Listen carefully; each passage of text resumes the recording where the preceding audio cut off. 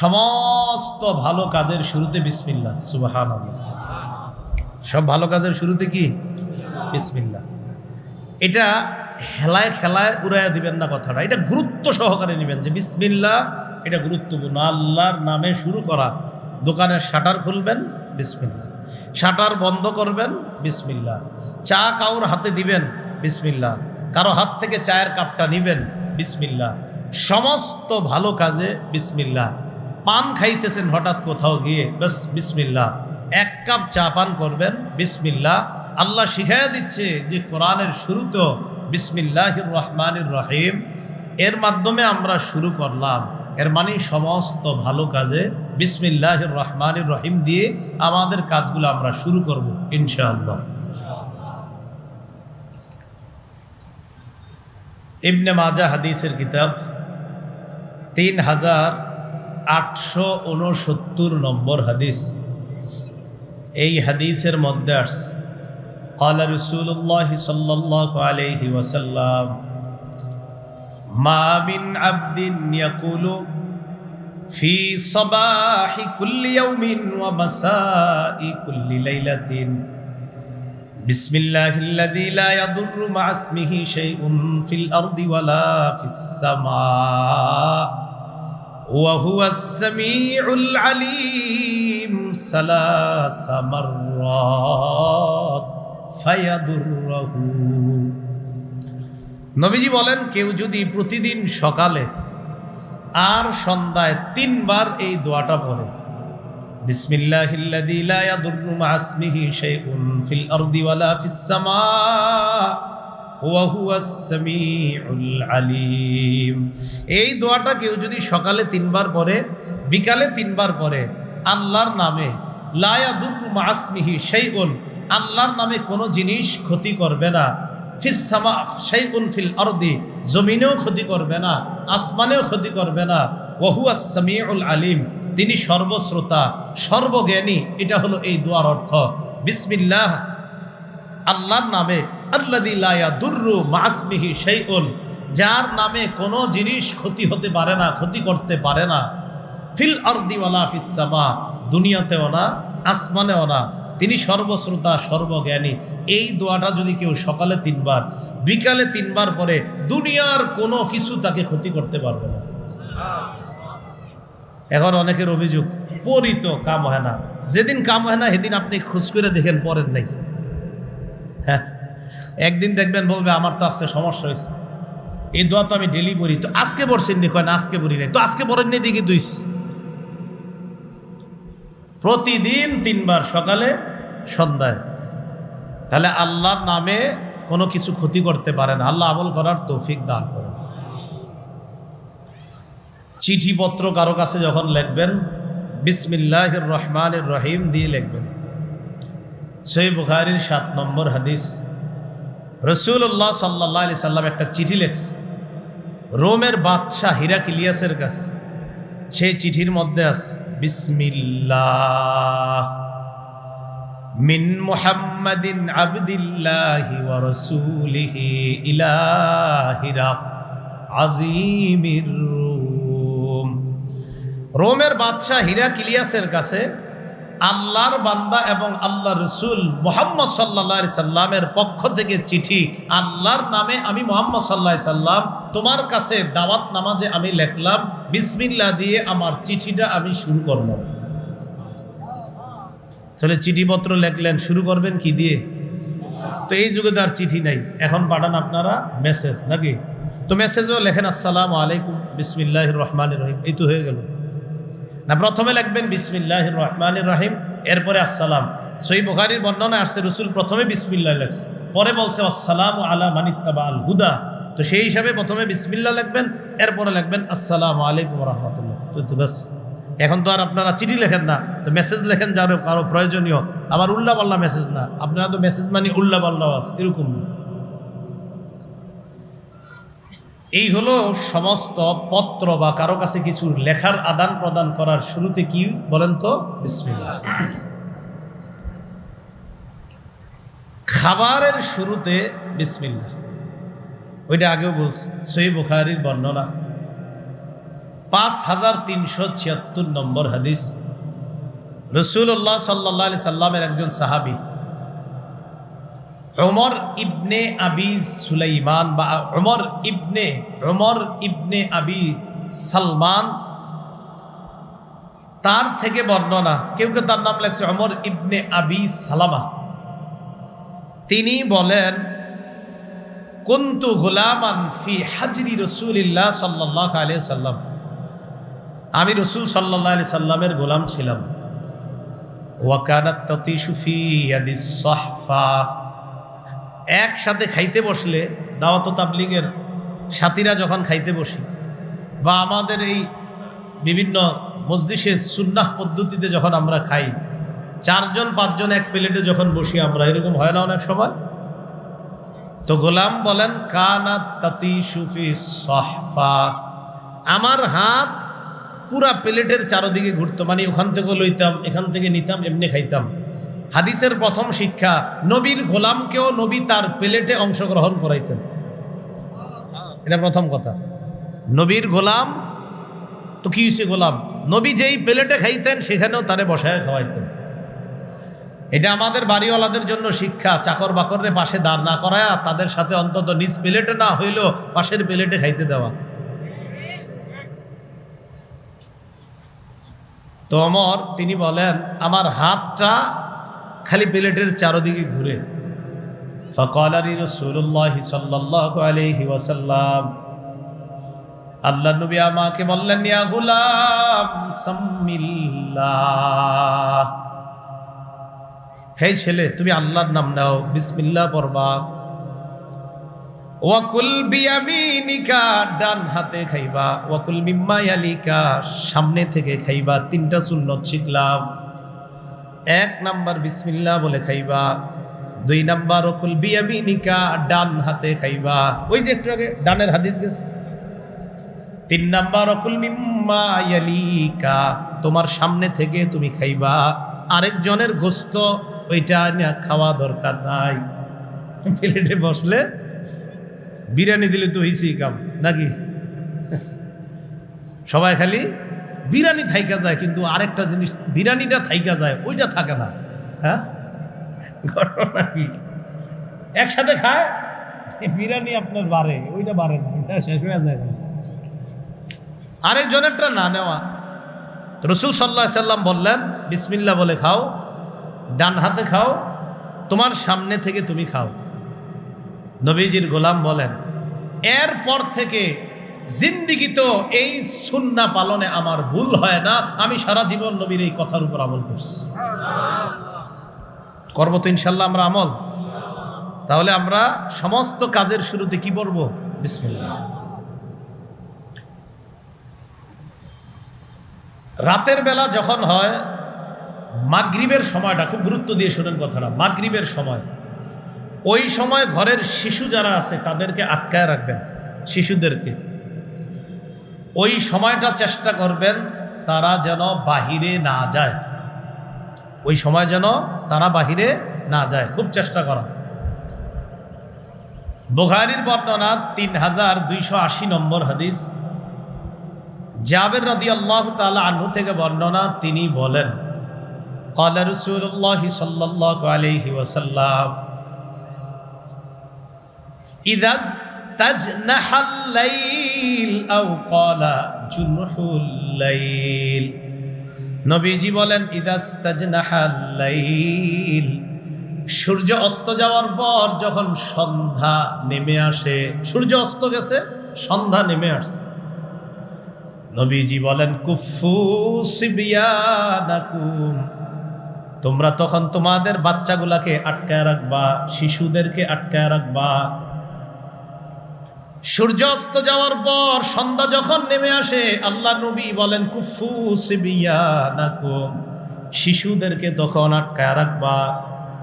ফাইন্নাশ শায়াতিনা তানতাশিরু হিনাইযিন, আল্লাহ নবী বলেন, শয়তান তখন দুনিয়ার চারদিকে ছড়ায়া পড়ে। মাঝে মাঝে আইসা গো, হুজুর ছেলের উপরে আসর পড়ছে, তোর বই তো আপনি ওই সময় তো ছেলেরে ঘরে আটকায় রাখেন নাই, মেয়েটারে আটকায় রাখেন নাই, তো আসর বদ আসর তো তার উপর হবেই। নবীজি বলেন, তখন শয়তান ছড়ায়া পড়ে। ওই সময় তোমরা সন্তানদেরকে আটকায় রাখবা। ফাইদা যাহাবা সাআতুম মিনাল ইশা, রাতের কিছু অংশ যখন চলে যায়, ফাখাল্লুহুম, তখন আবার তাদেরকে ছেড়ে দাও। তাহলে রাতের কিছু অংশ গেলে ছেড়ে দিও, কিন্তু রাতের শুরু অংশটা সূর্যাস্তের পর যখন সন্ধ্যা নামে শিশুদেরকে আটকায় রাখো, কিছু অংশ যাওয়ার পর তাদেরকে ছেড়ে দিবা, তখন আর সমস্যা নাই। আর কি করবা তখন? ওয়া আগলিক বাবাকা ওয়াযকুর ইসমাল্লাহ, ঘরের দরজাটা আটকায় দিবা বিসমিল্লাহ বলে। ঘরের দরজা আটকাবো কি বলে? রাতের বেলা আপনার বিবি ঘরের দরজা আটকায় রাখবে বিসমিল্লাহ বলে। আপনি যখন অফিস থেকে যাইবেন রাত 8টা 9টা 10টার দিকে, দরজা যখন নক করবেন, বিবি যখন দরজা খুলবে, খোলার আগে পড়বে বিসমিল্লাহ। দরজা বন্ধ করার সময়ও বিসমিল্লাহ, দরজা খোলার সময়ও বিসমিল্লাহ। তো নবীজি বলেন দরজা বন্ধ করবা, বিসমিল্লাহ পড়বা। এরপর ওয়াউকি সিকাআকা ওয়াযকুর ইসমাল্লাহ, তুমি যেই গ্লাসে পানি পান করো ওই পান পাত্রটা ঢাইকা রাখবা বিসমিল্লাহ বলে। রাতের বেলা শোয়ার সময় পাশে গ্লাস রাখেন না, বিসমিল্লাহ বলে ওইটা ঢাইকা রাখবেন। এরপর নবী বলেন ওয়াখাম্মির ইনাআকা ওয়াযকুর ইসমাল্লাহ, তুমি তোমার বাসন তোষণ তরি তরকারি ভাতের ডেক ডেকচিগুলা বিসমিল্লাহ বলে ঢেকে রাখবা। ফ্রিজের মধ্যেও যদি রাখেন ঢাইকা রাখা দরকার। নবী বলেন ওয়ালাউ তারুদু আলাইহি শাইআ, পুরা ঢাকনা যদি দিতেও না পারো, সামান্য কিছু একটা হলেও ওই পাত্র আর পান পাত্রের উপর রেখে দাও।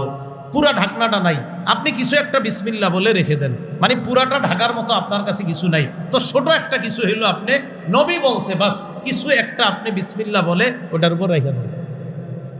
কি কথাগুলো বুঝে আসছে সবার? পুরা আপনার কাছে পানপাত্র ঢাকার বড় কিছু নাই, তো নবীজি বলছে নাই ওয়ালাউ তারুজু আলাইহি শাইআন, ছোট কিছু হইলো ওইটা ওখানে রাইখা দাও, বাকি বিসমিল্লাহ বলো। তো কথাগুলো মনে থাকবেনি সবার?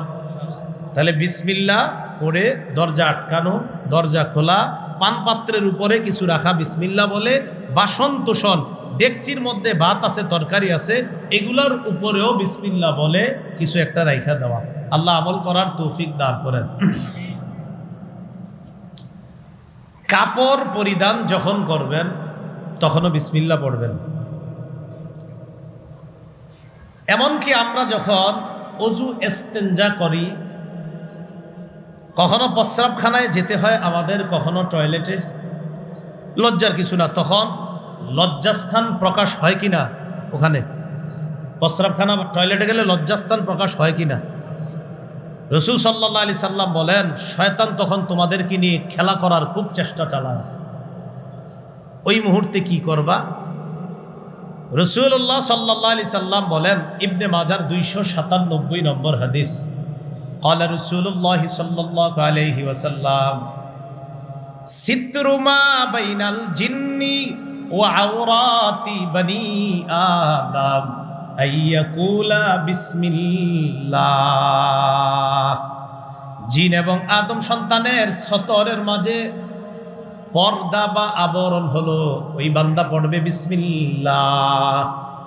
ইজা দাখালাল কানিফা, বান্দা যখন ওযু করতে যায়, ইস্তিনজা করতে যায়, টয়লেটের মধ্যে যায়, প্রস্রাবখানায় যায়, তখন ওই বান্দা পড়বে বিসমিল্লাহ।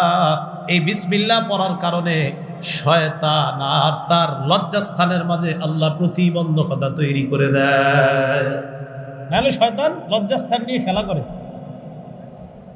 তাহলে এই কথাগুলো গুরুত্ব দেন। বাচ্চা ও তো বিসমিল্লাহ পারে না, যেই বাচ্চাটা, ওকেও যখন আপনি কমোডের মধ্যে বসান বিসমিল্লাহ বলে ওকে বসান।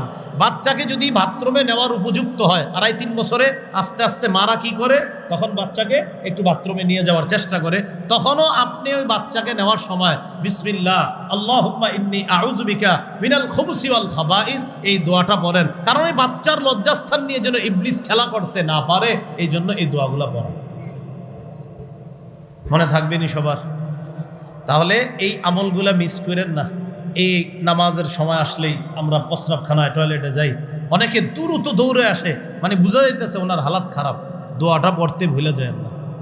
আল্লাহ আমল করার তৌফিক দান করেন। রাতে ঘুমানোর সময় বিসমিল্লাহ পড়বেন। আবু দাউদ শরীফের বর্ণনা 5054 নম্বর হাদিস।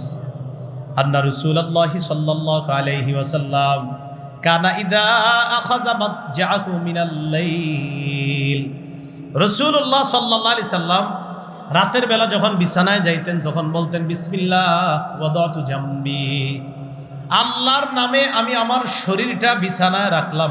সুবহানাল্লাহ। আরেকটা আছে বিসমিকা রব্বি ওয়াদাতু জামবি, রব আপনার নামে আমি আমার দেহটাকে বিছানার মধ্যে রাখলাম। তাহলে কার নামে দেহ বিছানায় রাখবো বলেন তো? আল্লাহর নামে। এরপর আল্লাহ নবী বলতেন আল্লাহুম্মা গফিরলি জামবি, পড়েন তো আল্লাহুম্মা গফিরলি জামবি। এটা নবী আমগরে শিখিয়ে দিছে, তোমরা পড়বা আল্লাহুম্মা গফিরলি জামবি, আল্লাহ আপনি আমার গুনাহ মাফ করে দেন। নবীর তো গুনাহ নাই, এই নবী এটা পইরা আমগরে শিখিয়ে দিছে যে দোয়া করবা যে আল্লাহ যেন তোমারে মাফ করে। এক নাম্বার বিসমিল্লাহ বলে দেহ মাটির মধ্যে রাখা, বিছানায় রাখা। পুরা দোয়াটা যদি না পারেন পড়বেন বিসমিল্লাহির রহমানির রহিম। এটা বইলা বাংলাগুলা বলবেন আল্লাহ আপনার নামে আমি আমার দেহটা বিছানার মধ্যে রাখলাম।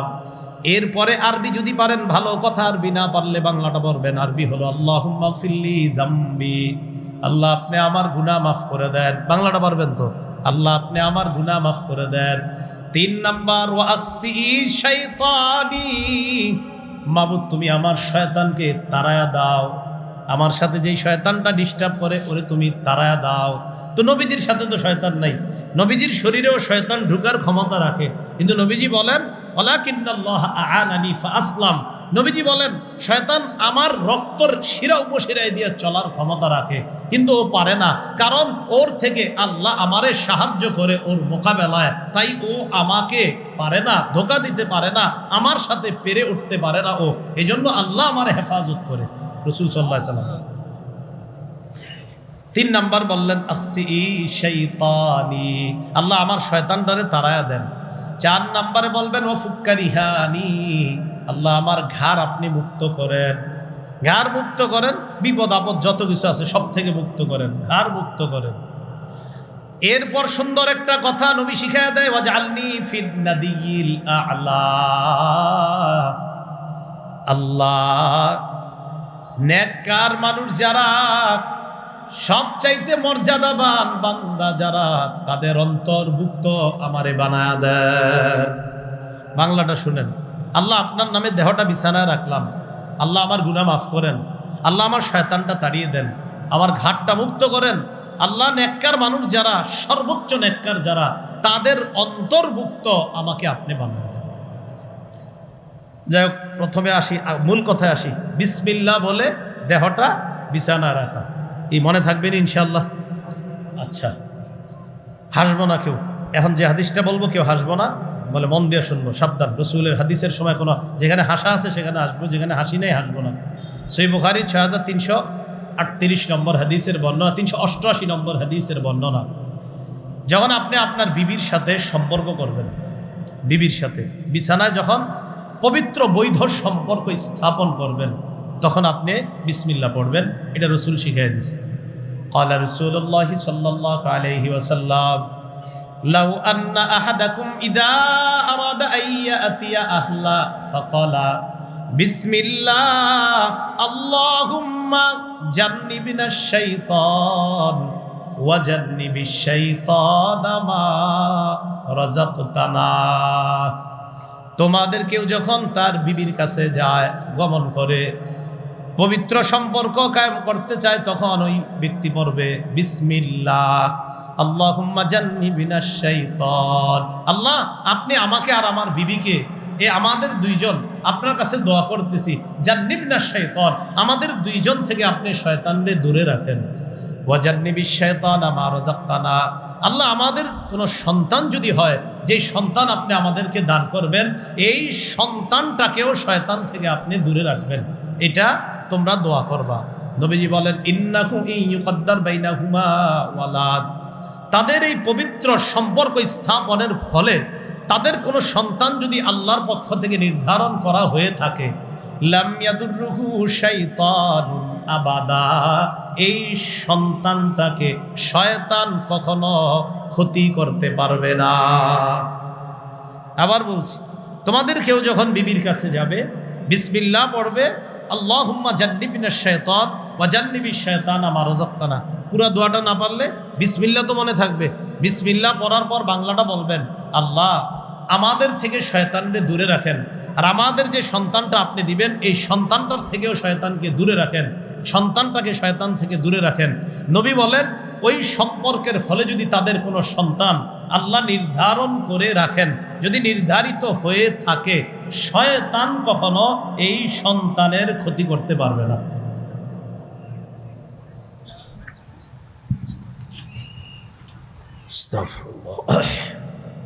এই হলো আপনার রাতে ঘুমাতে যাওয়ার সময় এই আমল করা। আল্লাহ আমাদের সকলকে আমল করার তৌফিক দান করেন। তাহলে সূরা ফাতিহা বিসমিল্লাহ দিয়ে শুরু করলাম। বিসমিল্লাহ সব ভালো কাজের শুরুতে, এই আমল আমরা শিখলাম। চলেন সূরার প্রথম আয়াতে যাই। আলহামদুলিল্লাহি রাব্বিল আলামিন। সমস্ত প্রশংসা আল্লাহর, যিনি বিশ্ব জগতের রব। সমস্ত প্রশংসা কার? বলেন কার?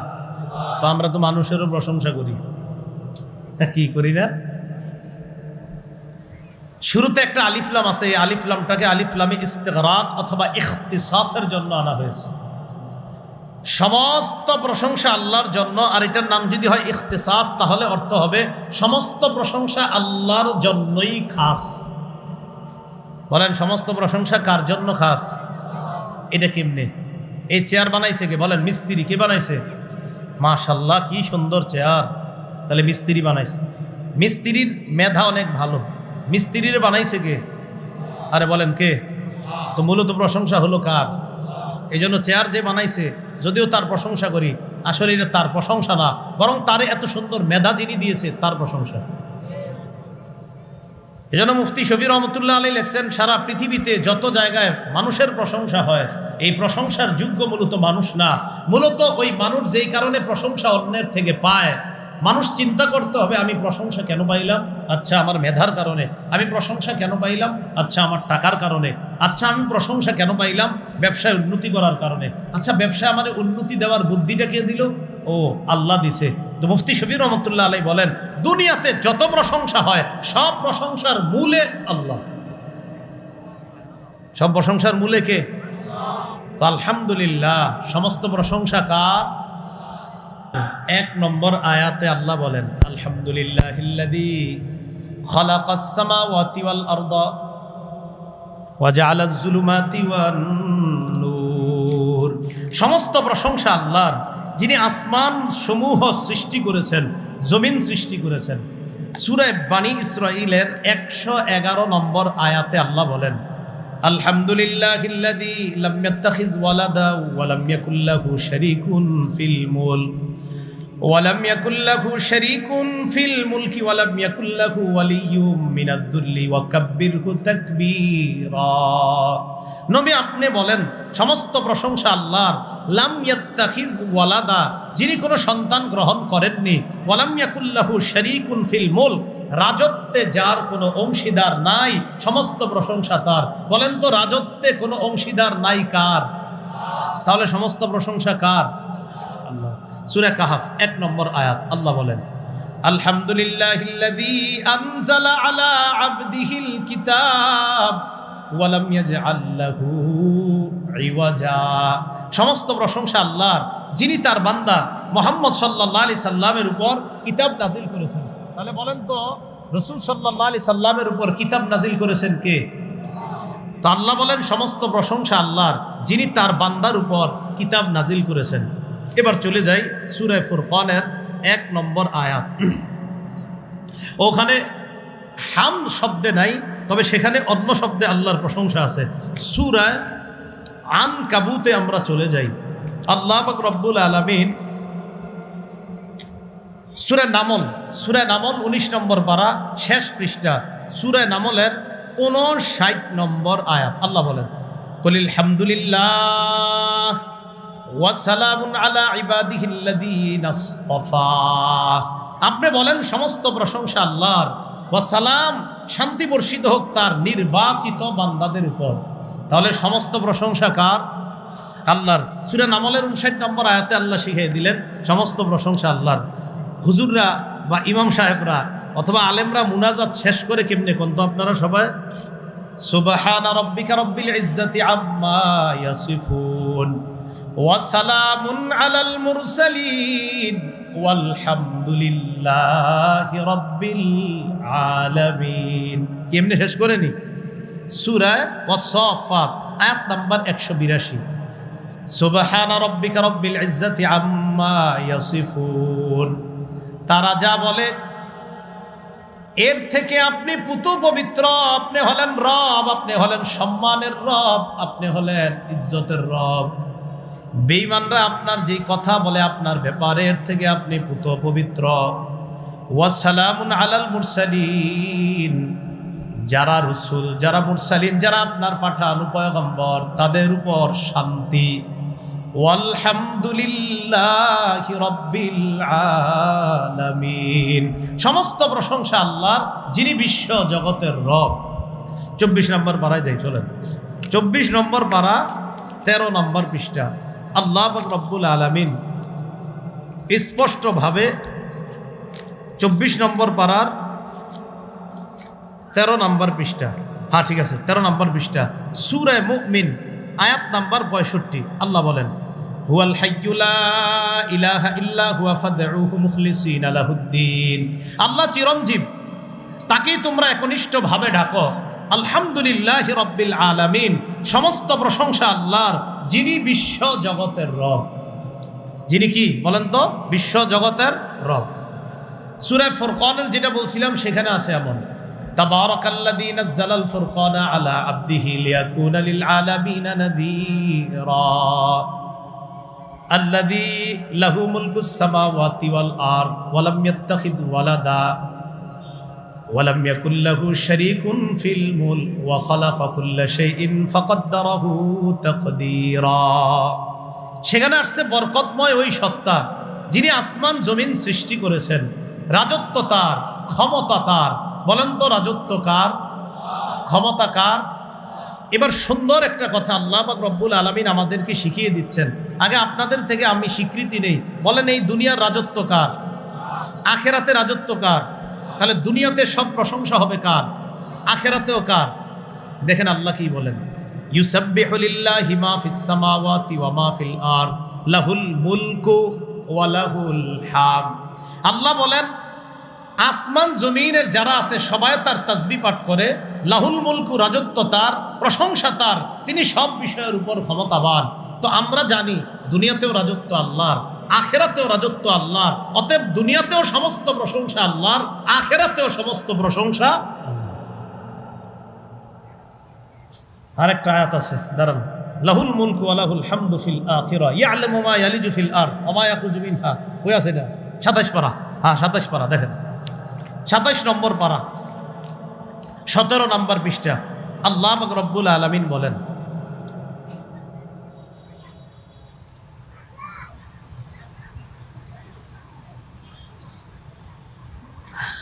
লাহুল মুলকু ওয়া লাহুল হামদ, এটা পাইতেছি না, ওয়া লাহুল হামদু ফিল আখিরা, এটা দরকার, ওয়া লাহুল হামদু ফিল আখিরা ওয়া হুয়াল হাকিম। সূরা সাবা 22 নম্বর পারা, সূরা সাবা। ফিল আখিরাটা চাইতেছি আমি, সূরা সাবা 22 নম্বর পারা 7 নম্বর পৃষ্ঠা পেয়ে গেছি। আলহামদুলিল্লাহ পড়েন। সূরা সাবার 1 নম্বর আয়াতে আল্লাহ কি বলে দেখেন, আলহামদুলিল্লাহিল্লাযী লাহু মা ফিস সামাওয়াতি ওয়া মা ফিল আরদি ওয়া লাহুল হামদু ফিল আখিরা। সমস্ত প্রশংসা আল্লাহর, আসমান এবং জমিনের রাজত্ব সবকিছু যার। ওয়ালাহুল হামদু ফিল আখিরা, আল্লাহ বলেন আখিরাতেও সমস্ত প্রশংসা আল্লাহ।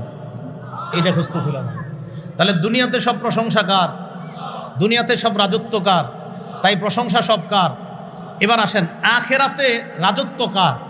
তো আল্লাহ বলেন ওয়ালাহুল হামদু ফিল আখিরা, অতএব আখিরাতে সমস্ত প্রশংসাও আমার। তাহলে আখিরাতে রাজত্ব আল্লাহ, আখিরাতে প্রশংসা আল্লাহ। এখন আসেন সূরা ফাতিহার 1 নম্বর আয়াত থেকে জানলাম সমস্ত প্রশংসা আল্লাহর। দুনিয়াতে আমরা মাঝে মাঝে মানুষের প্রশংসা করি, মানুষের প্রশংসা লিমিটেড প্রশংসা জায়েজ আছে। বলেন কি প্রশংসা জায়েজ? আনলিমিটেড প্রশংসা একজনের, তিনি কে? আল্লাহ। লিমিটেড প্রশংসা জায়েজ আছে এর দলিল সহিহ বুখারীর বর্ণনা 6085 নম্বর হাদিস। এই হাদিসের মধ্যে আসছে ইস্তাজানা উমর আলা রাসূলিল্লাহি সাল্লাল্লাহু আলাইহি ওয়াসাল্লাম। একবার নবীজির সাহাবী ওমর ফারুক রাদিয়াল্লাহু তাআলা নবীজির কাছে অনুমতি চাইলেন। ঘরের বাহিরে দাঁড়ায় রইছে, হুজুর আমি ওমর ভিতরে আসতে চাই। ওয়া ইনদাহু নিসাউম মিন কুরাইশিন ইউকাল্লিমনা ওয়া ইস্তাকসিরনাহু আলিয়াতান আসওয়াতুহুন্না। নবীজির সামনে তখন একদল কুরাইশি মহিলা, এই মহিলারা জোরে জোরে আওয়াজে কথা বলতেছে নবীর সামনে। হযরত ওমর ফারুক তখন ঘরের বাহিরে।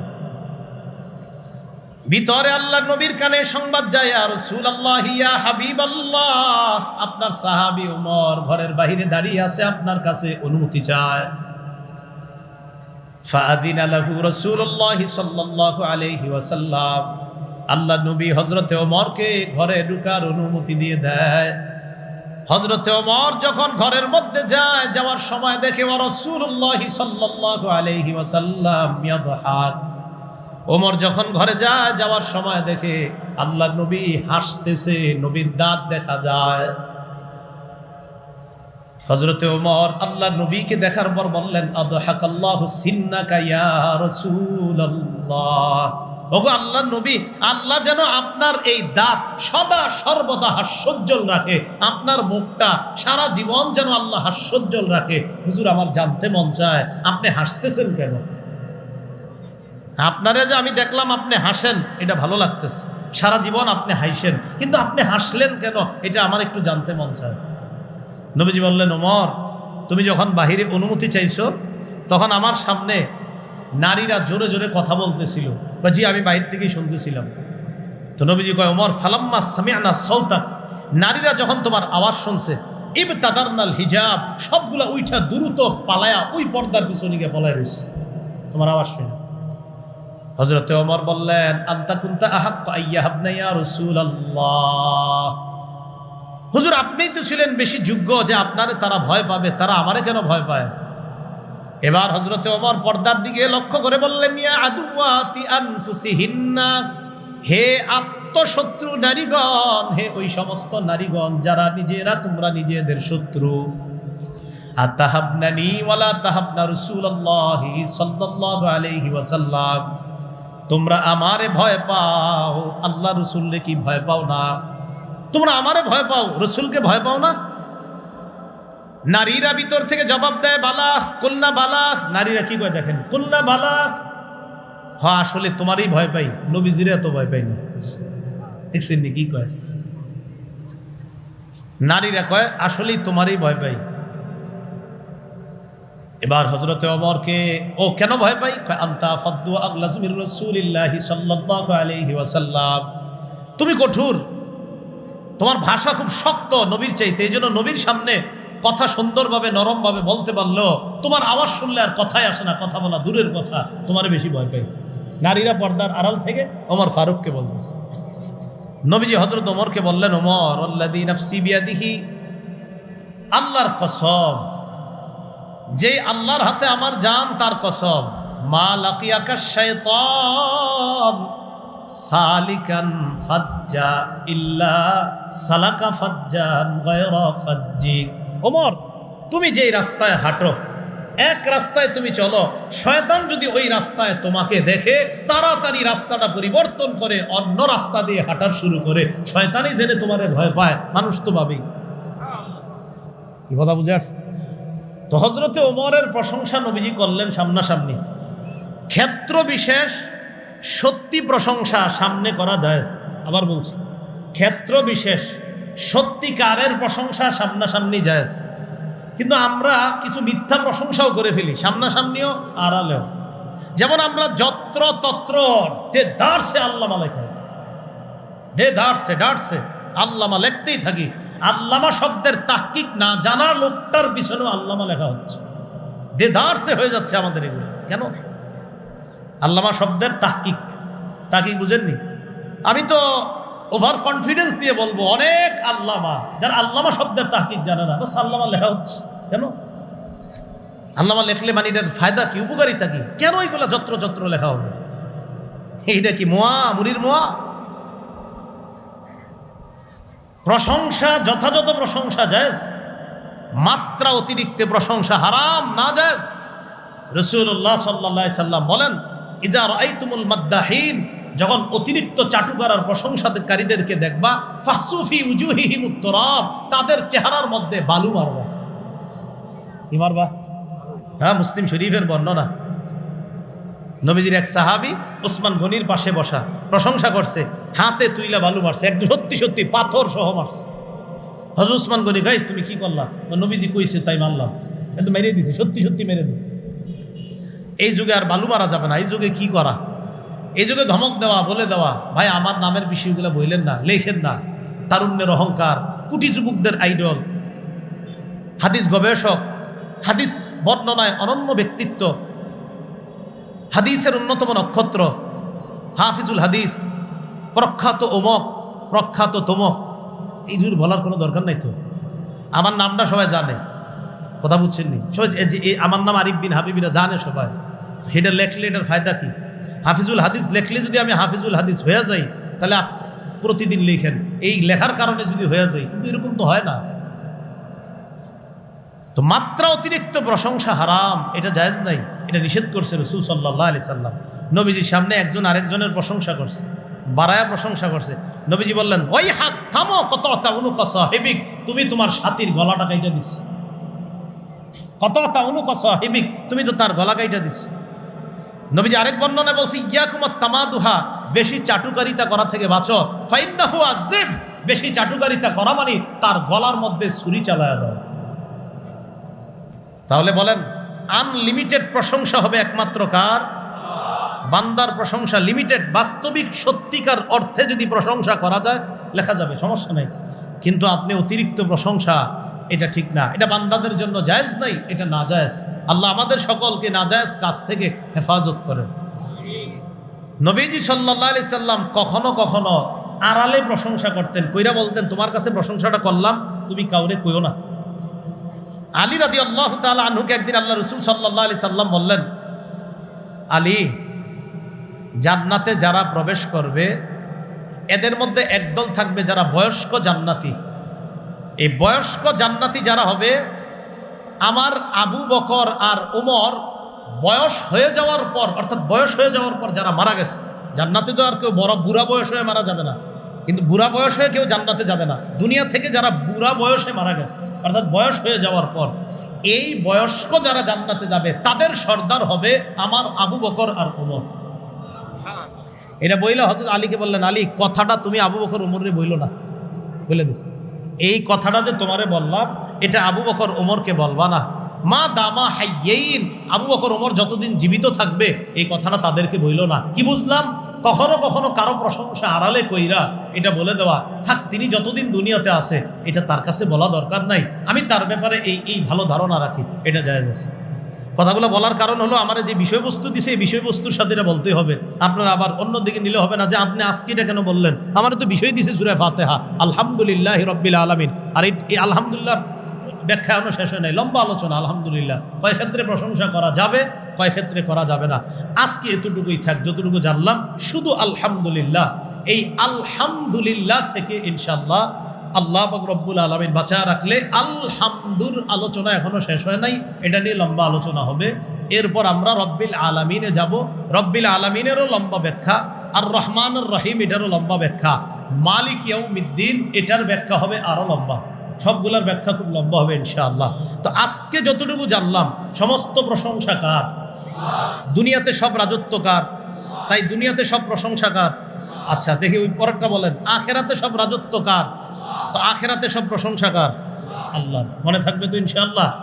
আর প্রয়োজনে সত্যিকার প্রশংসা মানুষের করা জায়েজ, প্রয়োজনে, এবং এটা যদি সত্যিকার হয়। আর যদি প্রয়োজন না থাকে, সামনাসামনি তার প্রশংসা করা দরকার নাই, আড়ালে তার প্রশংসা কইরা তার ব্যাপারে বইলা দেওয়া, ভাই সে যতদিন বেঁচে আছে এটা তারে বলা দরকার নাই, তার ব্যাপারে এই প্রশংসা করলাম। আল্লাহ আমাদের সকলকে যে কথাগুলা বললাম, শুনলাম, ও প্রথম দিকের কথাগুলো মনে আসেনি? বিসমিল্লাহির রহমানির রহিম, আলহামদুলিল্লাহি রাব্বিল আলামিন, সব সূরার শুরুতেই দেখবেন বিসমিল্লাহ আছে, একটা সূরা ছাড়া। তো পবিত্র কোরআনে 114টা সূরার মধ্যে 113টা সূরার শুরুতেই বিসমিল্লাহ আছে।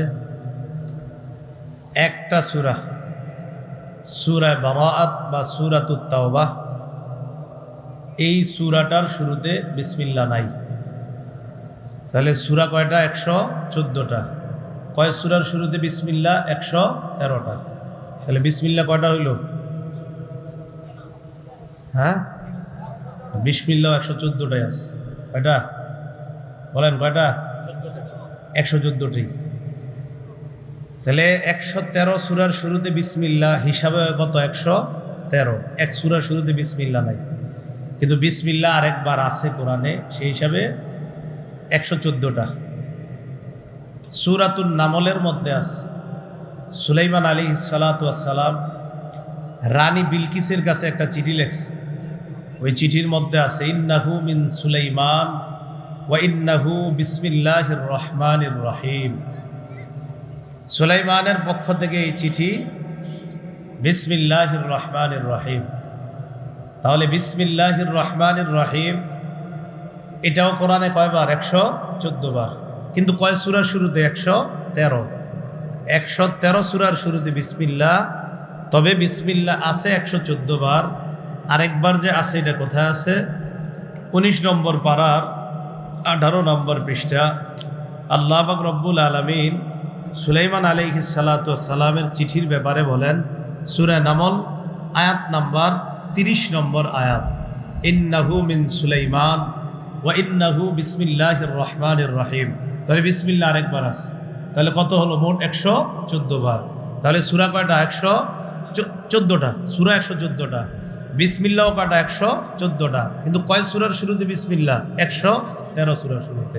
আরেকটা কোথায়? সূরা নামলের 30 নম্বর আয়াত। বিসমিল্লাহ হলো 2 সূরার মাঝে পার্থক্য। কয় সূরার মাঝে পার্থক্য? 2 সূরা। হাদিসের কিতাব আবু দাউদ, এই কিতাবের 788 নম্বর হাদিসের বর্ণনা।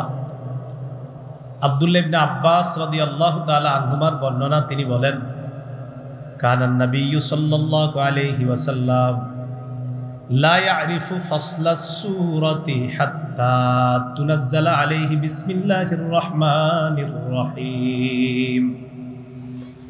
রাসূলুল্লাহ সাল্লাল্লাহু আলাইহি সাল্লাম 2 সূরার মাঝে ততক্ষণ পার্থক্য করতে পারতেন না যতক্ষণ বিসমিল্লাহ নাজিল না হতো। বিসমিল্লাহ নাজিল হইলে নবী বুঝতেন এই সূরা আর পরের সূরার পার্থক্য হলো এই বিসমিল্লাহ। তো বিসমিল্লাহির রহমানির রহিম